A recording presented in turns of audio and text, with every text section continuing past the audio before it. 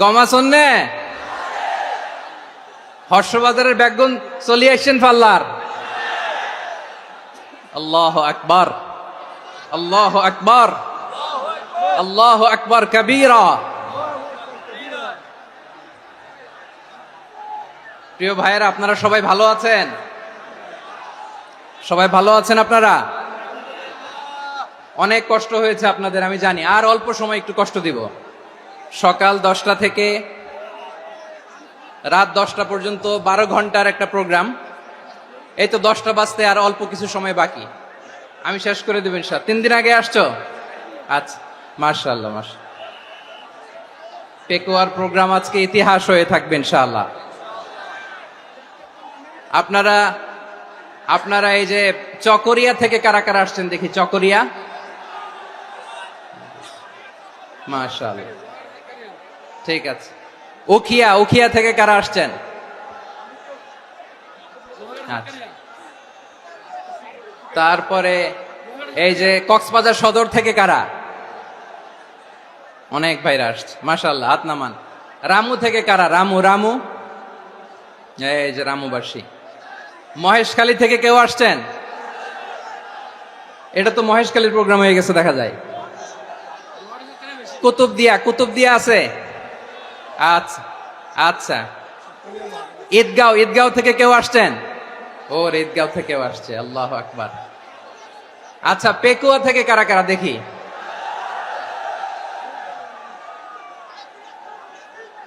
মাশাআল্লাহ মাশাআল্লাহ মাশাআল্লাহ।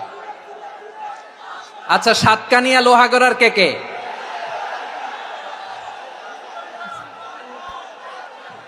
মাশাআল্লাহ, বারাকাল্লাহু ফিক। তো তোমাদের সাথে ভালোবাসা বিনিময় করতে করতেই তো আমার সময় চলে যাবে। হ্যাঁ, আল্লাহু আকবার। আল্লাহ আমার ভাইদেরকে কবুল করুক। তার মানে বোঝা গেল মন্তব্য করে গন্তব্য ঠেকানো যায় নাই, সব আল্লাহ তাআলার মেহেরবানি। আলহামদুলিল্লাহ পড়ি সবাই। চট্টগ্রাম শহর থেকে কারা আসছেন দেখি? মাশাআল্লাহ মাশাআল্লাহ মাশাআল্লাহ, ঠিক আছে। সিলেট থেকে কারা? সিলেট, আচ্ছা। কক্সবাজার জেলা এবং চট্টগ্রাম জেলা, এই দুই জেলার বাইরে থেকে কারা কারা আসছেন দেখি? মাশাআল্লাহ। দিনাজপুর, মাশাআল্লাহ, আল্লাহ কবুল করুন। ব্রাহ্মণবাড়িয়া, মাশাআল্লাহ, ঠিক আছে। লাকসাম, হ্যাঁ, সবার প্লে কার্ড দেখেছি। বসো বসো বসো। হ্যাঁ, কুমিল্লা দেখেছি আমি, ঠিক আছে ঠিক আছে। যশোর, হ্যাঁ যশোর, ঠিক আছে, শুনেছি। ঢাকা থেকে, মাশাআল্লাহ, ঠিক আছে। প্রিয় ভাইয়েরা, এই যে আমি আসার সময় র্যাবের একটা ব্যাটালিয়ন আমাকে প্রোটোকল দিয়ে নিয়ে আসছে, কত লক্ষ মানুষকে ঠেলে লাঠি চার্জ করে রক্তাক্ত করে যে আমাকে আনা লাগছে, এটা বোঝানোর মতো না। যদি আপনারা না দেখতে পেতেন। যারা আহত হয়েছে, আল্লাহ তাআলা ভাইদেরকে সুস্থ করে দেখ। আল্লাহ তাআলা আপনাদের এই প্রচেষ্টাকে কবুল করুক। আপনারা যদি এই যে এরকম চিৎকার চেঁচামেচি হই হুল্লোড় করতে থাকেন, কোনো আলোচনা করা যাবে না। আমি মেহেরবানি করে এই যে দুই হাত একসাথে করে করজোর করে আপনাদের কাছে অনুরোধ করছি, আপনারা বসুন, শান্ত হয়ে বসুন। আপনারা শান্ত হন মেহেরবানি করে। আর এই যে ঢিল ছোড়াছুরি করবেন না, পানি ছোড়াছুরি, ঢিল ছোড়াছুরি না। যারা বসতে পারেন নাই, দাঁড়িয়ে থাকেন। আজকে আমরা সবাই দায়িত্বশীল, আজকে সবাই দায়িত্বশীল। এই যে ইউটিউবার ভাই, এই যে এলইডি ভাই, বসে যান, ঠিক আছে, থ্যাংক ইউ, বসে যান। শ্রোতাদের সাথে কোনো কথা বলা যাবে না, আমার সাথে কথা, বসে যান। আমি অনুরোধ করব আমার প্রিয় ইউটিউবার ভাইরা, ফ্রেম ঠিক হলে, ফোকাস হলে বসে যান, ঠিক আছে ঠিক আছে। পেকুয়ার ভাইরা, তোমরা আজকে ইতিহাস গড়েছ। আমি অনুরোধ করব অল্প কয়েকটা মিনিট একটু নীরবতা বজায় রাখতে হবে। আমি কয়েকটা বার্তা তোমাদের সাথে শেয়ার করে আজকে আমরা বিদায় নেব ইনশাআল্লাহ। সকাল 10টা থেকে অনেক আলোচনা হয়েছে, অনেক, এত আলোচনার দরকার হয় না। গুরুত্বপূর্ণ দুই একটা কথা, কোরআনের কয়েকটা বার্তা শেয়ার করতে পারলেই যথেষ্ট।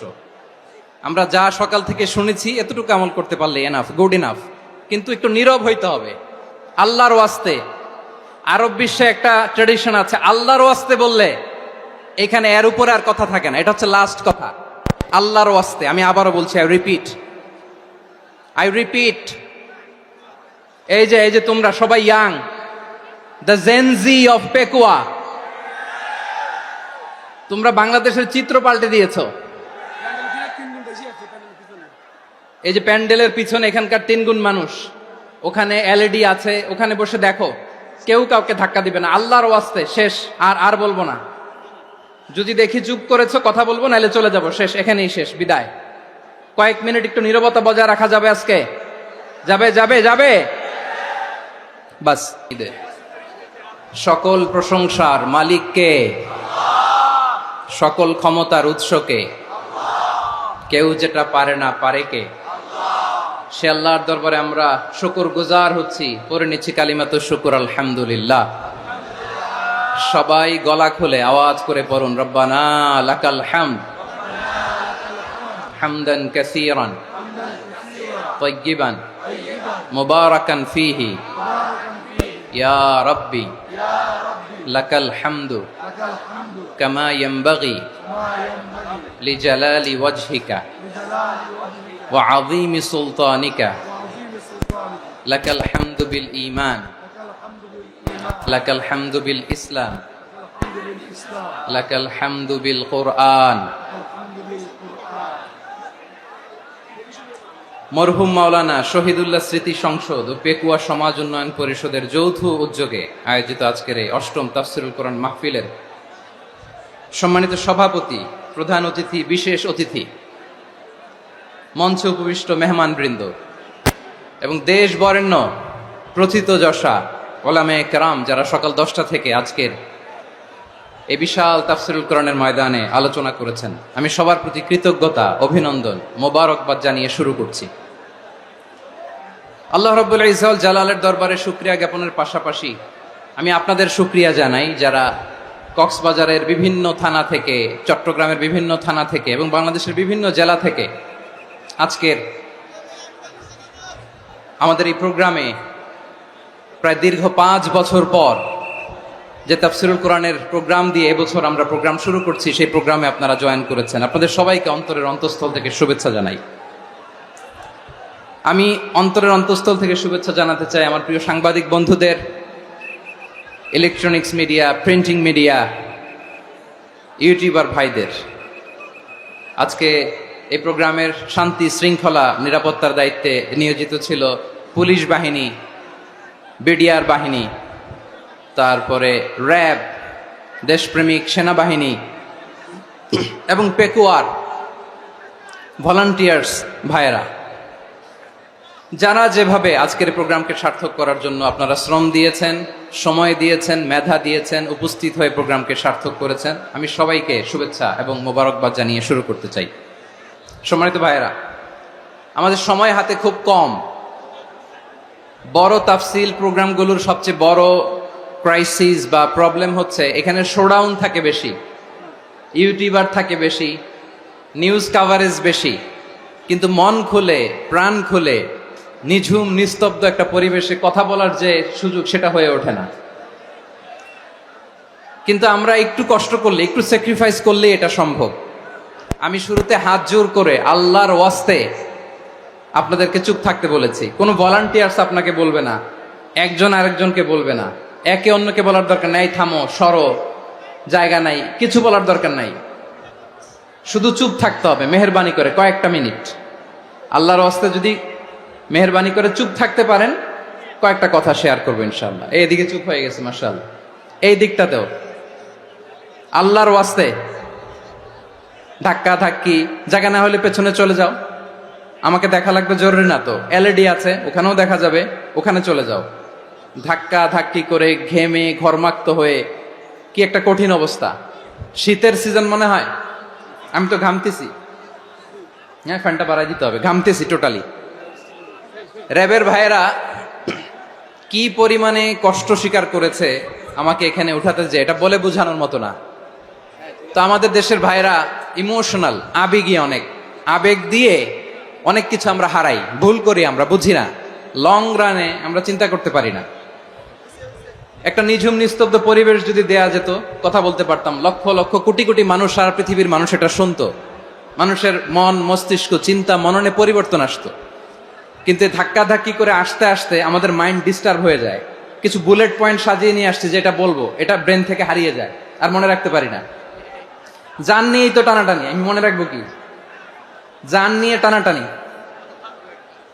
তো যদি আমরা প্রতিটা বড় বড় পাবলিক ইভেন্টে যদি এরকম করি, আমাদের পক্ষে কি আর ময়দানে কথা বলা সম্ভব হবে? বাধ্য হয়ে পরে ফেসবুকে ঘোষণা দিব যে আমি আর তাফসির মাহফিলে নাই, আমি মসজিদের হালাকা করব, 20 জন নিয়ে আমি দাওয়াতি কাজ করব, যথেষ্ট, গুড ইনাফ। এটাই আপনারা চান নাকি? এটাই চান? তো একটু মেহরবানি করে চুপ করা যাবে না? জায়গা না হলে পেছনে চলে যান, কিন্তু যারা থাকবেন চুপচাপ, আওয়াজ করা যাবে না। আল্লাহর ওয়াস্তে অনুরোধ করার পরে যদি এটা ভায়োলেট করেন, জবাব দিতে হবে আল্লাহর কাছে। খবরদার, আল্লাহর ওয়াস্তে বলেছি, আওয়াজ করা যাবে না। ভাইয়েরা, এভাবে আলোচনা করা যায় না, মেহরবানি করে আওয়াজ করবেন না। আমার দিকে তাকান। আজকে যে টপিকটা নিয়ে আমি আপনাদের সামনে কথা বলবো সেটা হচ্ছে আমাদের ধর্মীয় জীবনে, সামাজিক জীবনে, রাষ্ট্রীয় জীবনে ঐক্যবদ্ধ থাকার গুরুত্ব। The importance of unity in our life. আমরা ঐক্যবদ্ধ থাকতে চাই কি চাই না? এই আপনাদের গলার আওয়াজ। আমরা ঐক্যবদ্ধ জীবনযাপন করতে চাই কি চাই না? চাই। ঐক্যের কোনো বিকল্প নাই। গত 50 বছর তো দেখেছি এই ডিসইউনিটি, অনৈক্য, বিভেদ, বিচ্ছিন্নতা আমাদেরকে কোথায় নিয়ে গিয়েছে। এই যে দেখেন, কিছুদিন আগে আমাদের বর্তমান নেতা ডক্টর ইউনূস, উনি সব রাজনৈতিক নেতৃবৃন্দদেরকে ডেকেছেন একটা ইস্যুকে কেন্দ্র করে। তার মানে গোটা বাংলাদেশ এক হয়ে গিয়েছে। আমরা সবাই উদ্বেলিত হয়েছে, উচ্ছ্বসিত হয়েছে, ঠিক কিনা বলেন? রাজনৈতিক নেতাদেরকে ডেকেছেন উনি, আমরা এক হয়েছি। এরপরে ধর্মীয় অঙ্গনের যে লিডাররা, বিভিন্ন ধর্মের, শুধু মুসলিম না, সবাইকে ডেকেছেন, আমরা ঐক্যবদ্ধ হয়েছি। এটাকে বলে ন্যাশনাল ইউনিটি, জাতীয় ঐক্য। যে কোনো ধরনের কনস্পাইরেসি, ষড়যন্ত্র, আধিপত্যবাদ মোকাবেলায় জাতীয় ঐক্যের চেয়ে মোক্ষম হাতিয়ার আর নাই। আমাদের একটা প্রতিবেশী দেশ আছে, আমরা আমাদের দেশ নিয়ে যত ভাবি তারা তার চেয়ে বেশি ভাবে। কথা বুঝতেছেন না? আরো ভেঙে বলতে হবে। হ্যাঁ, আমরা আমাদের দেশ নিয়ে যত উদ্বিগ্ন, এদের আরো টেনশন বেশি। বলেন, আমাদের দেশে শান্তি আছে না নাই? আমরা হিন্দু মুসলিমে কখনো দাঙ্গা লাগে? আসতে বলেন, কেন লাগে? ওদের পূজা পার্বণে আমাদের মাদ্রাসার ছেলেরা যে পাহারা দেয়, চিল্লায় বলেন ঠিক কিনা? আমাদের তাফসির মাহফিলের সময় ওরা ডিস্টার্ব করেন, ঢোল বাজায় না। ওদের পূজা পার্বণের সময় আমাদের তাফসির মাহফিলের ডেট হলে আমরা চেঞ্জ করে দেই।